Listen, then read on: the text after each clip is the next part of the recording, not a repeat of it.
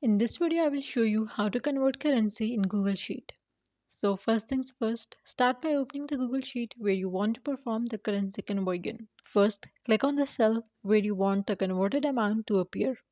Then, click on the FX button at the top left corner of the Google Sheets interface, and in the formula bar type is equal to B4 into Google Finance, parentheses, inverted commas, currency, semicolon, GBP, USD, inverted commas close, and parentheses.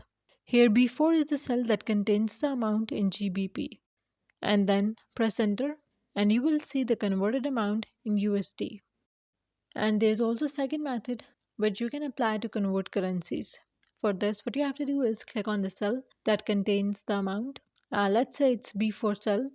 Now click on the format in the top menu, hover over number, and then click on custom currency from the drop down, and a window like this will open up. In the search bar, you can type the currency that you would like to convert to.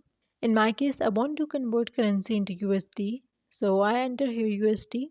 And once you have selected the currency, click on apply, and the cell will now display the value in USD format.